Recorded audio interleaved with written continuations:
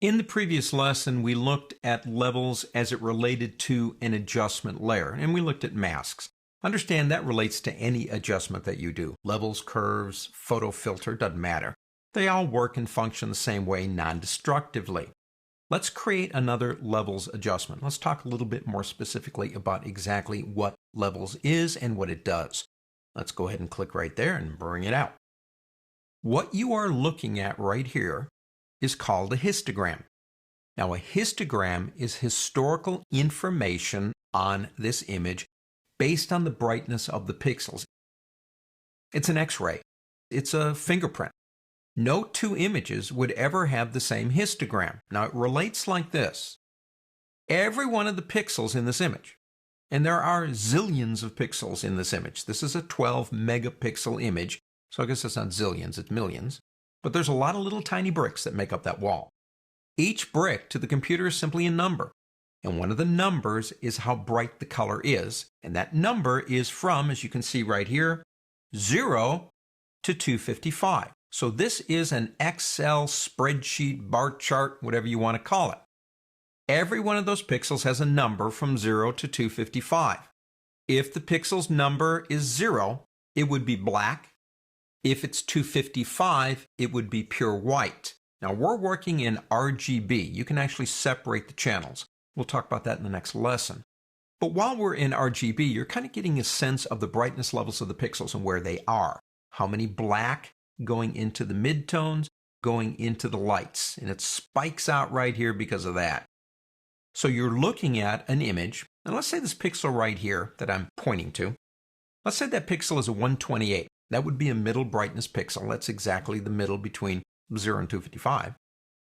What Photoshop does is it adds them all up and then gives me a bar of how many there are over here. So that, in a sense, is the fingerprint of the image. If we come to the sliders, we've got these three right up here. We can move the sliders in, and that will create a clip.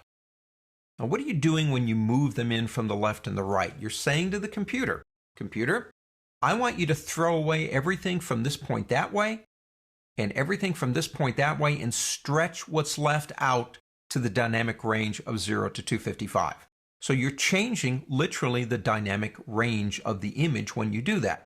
When you move the middle slider, what you're doing is basically telling the computer to change the lightness and darkness of the image, but be more aggressive toward the center, kind of like a bell curve, where it gets really aggressive in the middle and tapers out as it goes on the sides. So moving that one, in a sense, gives us a visual lighter or darker image without changing where the actual black and white areas are. That's how it kind of all works together.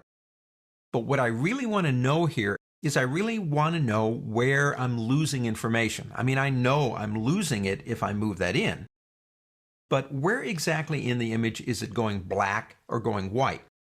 Now, if you come up to this option here and click it, one of the things you have is show clipping for black and white points. If I turn that on and come over here again and begin moving, watch what happens. Okay, those areas that are going black are being blown out completely. When I let go, they are now pure black. We can do it the same way on this side. That gives me an idea of how much information I'm losing to achieve whatever goal I'm trying to make here. But I don't like to do that and then unselect it and then go back and forth and back and forth. So let's do this. Come back up here and turn that off. Just click it again. While I'm moving this item right here, I want to see where the clip is. But I want to keep moving it and occasionally see the clip. While you've got it selected, still selected, hold down the Alt key. Holding down the Alt key allows you to see the clip. You let go of the Alt key, you're still in business. To me, that's a better way to do it. So the purpose of levels is to increase or stretch the dynamic range of an image. And what you'll see in the next lesson is how that can be used to help build contrast in an image. On to the next.